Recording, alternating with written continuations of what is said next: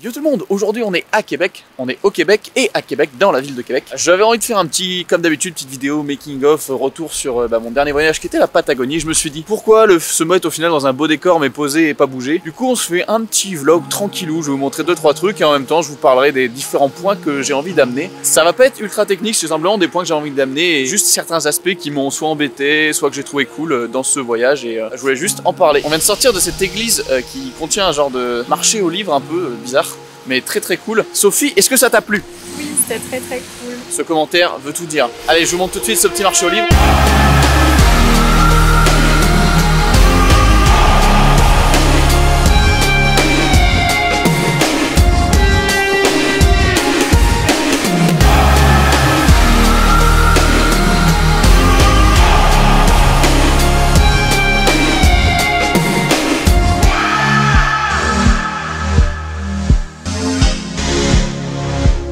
Bon bah voilà pour la petite séquence église, du coup là il fait froid et il neige de ouf. On se cherche un petit brunch, c'est dimanche matin quand même, on a envie d'un petit brunch. En avant, en quête de chaleur et de bonne bouffe, parce que la bouffe, c'est la vie.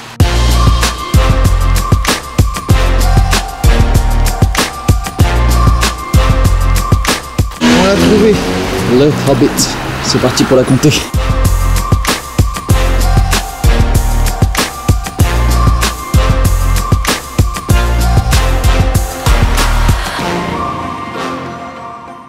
Voilà, le petit brunch est fini, c'était ma foi fort bon. La météo, et je pense encore pire que tout à l'heure. Mais c'est pas grave, on va commencer. En vrai, je vais finir par vlogger en québécois. Hey yo la gang, aujourd'hui on se retrouve à Québec là, on est... Non, je vais pas le faire en fait. Je fais pas. Les Québécois ils vont être pas cool. Oui, les Québécois, ouais. Yo les Québécois. J'en prends plein la gueule, c'est terrible. Regardez, c'est... Par là qu'on va? Oui. Ah la vache. Ok, donc le premier point. Non, en vrai, le premier point dont je vous le parlais, j'espère juste que le vent va pas détruire le micro, j'ai pas mis la bonnette, je l'ai pas avec moi là. Le premier point qui était un petit peu galère sur ce voyage en Patagonie, c'était qu'en fait, je connaissais la plupart des gens et certains étaient même limite des potes en fait. Bah, sur le coup, comme ça, vous allez me dire c'est cool, mais en fait, c'était vachement plus distrait, je trouve. En y repensant, c'est-à-dire le soir ils allaient boire un coup, bah moi j'allais boire un coup avec eux, c'est ce que je fais des fois, mais parce que je vais pas non plus filmer 24 h sur 24. J'ai loupé je pense des moments ou des trucs parce que justement j'étais plus distrait par le fait que bah, je connaissais les gens, j'ai envie de passer du temps avec eux. C'est le confessionnal, j'ai mal géré je pense ça. Donc attention à être bien concentré tout le temps. Je suis en train de vieillir à vue d'œil là, j'ai les cheveux blancs. Mais voilà, attention à être bien concentré tout le temps, même si les gens, c'est des gens que vous connaissez, enfin essayez de me faire la part des choses, surtout si c'est dans vraiment du pro quoi. Un point en revanche très positif de ce voyage, c'est le Mavic 2 Pro. J'étais déjà ultra content avant, mais du coup je l'ai bien saigné pendant ce voyage et c'est incroyable en termes de qualité. Je sais pas si ma review du Mavic sera sortie ou pas au moment de sortie cette vidéo, sûrement pas encore, mais bientôt. Mais en vrai j'ai été subjugué par la qualité des plans, j'ai été limite encore plus rapide à me mettre en place, plus stable, plus meilleure portée. Bref, c'était vraiment une aide de fou. Et ça m'a encore une fois permis d'avoir des plans de malade sans trop perdre de temps. Donc très pratique. Et je recommande vivement ce drone, vraiment.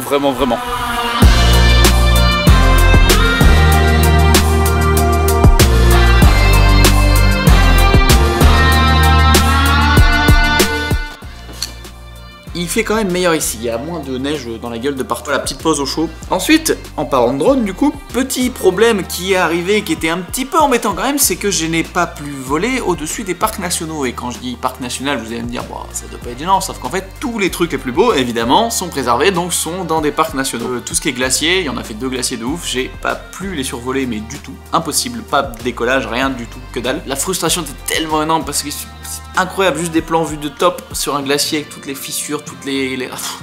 C'est juste la folie, ça aurait été incroyable, mais vraiment ça aurait été mais de la... Si ça ne tenait qu'à moi, je l'aurais fait un peu discrètement et en le faisant bien, en faisant pas trop de trucs de foufou pour pas prendre de risques. Mais de toute façon, il y avait des gens partout qui surveillaient, etc. Et avec nous, il y avait un guide en permanence qui s'appelait Rodrigo, qui était juste excellent. Et bon, bah il me disait qu'il voulait pas que je le fasse, etc. Et voilà, j'ai pas voulu aller à l'encontre de ce qu'il voulait, j'ai pas voulu l'énerver ou l'embêter avec ça. Je me suis dit, restons sages, souffre en silence, et ne fais pas de bande, voilà, donc j'ai fait le choix. Mais ça aurait été incroyable. Enfin, c'est surtout pour préserver les animaux et les laisser un petit peu en paix, pour pas qu'il y ait des gens qui volent avec des drones partout. Et puis aussi parce que les gens, en général, pourquoi en fait il y a tant de législation sur les drones? Parce que le problème c'est que les gens font absolument n'importe quoi avec leurs drones. Alors je dis pas que je respecte pas toutes les règles, en France bien sûr que si, mais je veux dire à l'étranger je respecte pas forcément toutes les règles, je vais plus haut, etc. Mais je fais des choses dans la limite de ce qui est possible et ce qui me paraît vraiment safe. Je vais pas voler au-dessus des gens que je connais pas ou qui sont pas prévenus ou quoi. Je vais pas faire de trucs trop dangereux, je fais pas n'importe quoi parce que c'est pour ça qu'on a des règles de merde partout. Donc s'il vous plaît, volez avec conscience. C'est pour ça que par exemple on peut pas voler parce que les gens font n'importe quoi au-dessus des parcs nationaux, les drones se crachent dans le glacier et niveau biodégradable, un drone c'est pas de la folie en fait, non ça va pas, c'est assez polluant de ouf, donc c'est normal que évidemment ce soit embêtant. Ça fait mal mais parfois il faut savoir se rendre à l'évidence et se dire que il y aura pas de drone au-dessus des parcs nationaux. En fait c'est peut-être possible en ayant une permission, donc la prochaine fois que j'y vais je pense que j'essaierai de demander avant et peut-être que j'aurai le droit, là ce serait incroyable, alors vraiment ça changerait tout. Mais en tout cas cette fois-ci il est resté dans mon sac bien au chaud. Et d'ailleurs en parlant de glacier, waouh, transition dehors et il fait toujours aussi moche, si ce n'est plus moche. Maintenant, je fais une semi-grêle qui me fouette la gueule et il y a même de la buée qui se forme dans l'objectif, c'est un bonheur. Je parlais de glacier en fait parce que, vous avez vu, il y a une belle séquence de glacier que j'affectionne particulièrement au milieu de la vidéo et qui est vraiment un truc que je voulais filmer parce que j'adore tout ce qui est texture, tout ce qui est un peu le bleu de la glace et tout. Pour moi, c'est vraiment la plus belle couleur et je voulais essayer de le capturer. Je pense que j'ai réussi à peu près. Mais ce qu'on ne voit pas, c'est que dans cette petite séquence calme, sympathique, et en fait, c'était un vrai bordel à filmer parce que on était dans un groupe, mais pas que notre groupe, c'est-à-dire que c'est vraiment des excursions touristes pures, ce que j'aime pas trop, sur la glace avec des chaussures de l'enfer comme vous pouvez voir à l'image, avec des gros pics, ce qui fait que déjà toute notion de plan en mouvement était oubliée, et avec un guide devant et un guide derrière qui vous empêche absolument de sortir d'un chemin donné. Mais vraiment quand je dis absolument, c'est attention à une crevasse, tu vas mourir et tomber de 300 mètres. Bon, c'est peut-être un petit peu possible, mais quand même il y a des limites. Du coup c'était super relou à ce niveau-là, et il me pressait mais tout le temps, c'est-à-dire j'étais le dernier du groupe. Évidemment, c'est logique puisque je prenais tout le temps du temps à chaque fois pour faire des plans, j'essayais. Et en fait, le mec me pressait mais tout le temps, ça se voyait que je les faisais chier, il faisait des blagues sur moi en mode ah il nous aime pas, il vient pas avec nous. Mais vraiment, genre, vous voyez, le genre de blague super relou qu'on n'a pas besoin en fait. C'est franchement pas super marrant à filmer, assez stressant. Ça m'a pas mal saoulé, mais en attendant j'ai quand même réussi à avoir les plans que je voulais. Je l'avais déjà fait en Islande juste en mode random au pif. Mais là c'était vraiment un glacier ouf avec une échelle assez incroyable, c'était quand même vraiment impressionnant. Bref, j'arrête, c'est une catastrophe, la caméra est trempée, je pense que l'objectif, on n'y voit plus grand chose. Bref, on continue, c'est parti.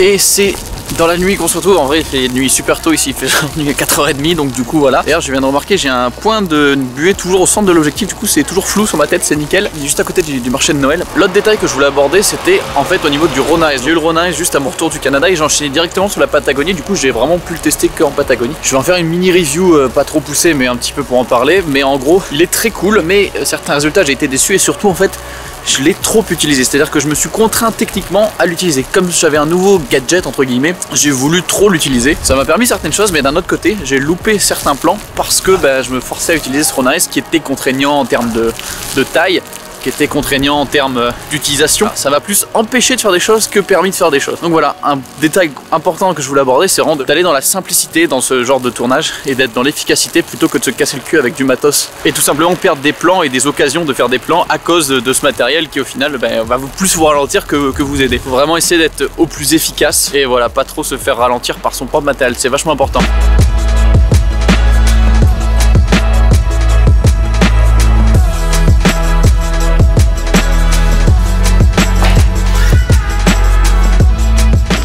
Enfin au chaud! Yes, la buée. Clairement, ce fut le mini vlog making of Patagonie de la galère, puisque la météo n'a pas été très clémente aujourd'hui. Ah la vache! Mais c'est pas grave, c'est le jeu. Je m'étais dit que ce serait plus cool de faire comme ça, et plutôt que de filmer à un endroit fixe avec un joli arrière-plan et de pas trop bouger au final. Là au moins ça bouge un peu plus. J'ai fait tout au 6D Mark II d'ailleurs, sauf le petite séquence église au GH5, mais du coup j'espère que la qualité, normalement on devrait être pas mal, pas de la 4K, mais on est en 1080 et c'est cool. Donc voilà, en tout cas c'était un petit peu les retours que j'avais à faire sur la Patagonie. À part ces petits détails là, Le plus gros problème était qu'en fait tout était trop beau partout, tout le temps. Et du coup dans ces moments-là, je sais pas si ça vous est déjà arrivé, mais en fait bah, tu sais pas quoi filmer parce que tout est incroyable. Du coup c'est ça aussi qui était dur et ça a fait que j'ai ramené beaucoup de plans et au final j'en ai pas utilisé tant que ça. Je sais qu'il n'y a pas eu d'astuces formidables et incroyables qui vont vous changer la vie dans cette vidéo, mais j'espère quand même que ça vous aura plu, que ces petits formats en mode un peu vlog vous plaira. Je vais peut-être en refaire d'autres quand je serai à des endroits sympathiques à montrer, plutôt que de me poser à un endroit et de parler quoi. Et voilà, j'espère que ce petit format un peu différent vous plaira. Si c'est le cas, bah, n'hésitez pas à laisser un petit like, un petit commentaire. Et puis bah écoutez, on se retrouve pour la prochaine. Ciao!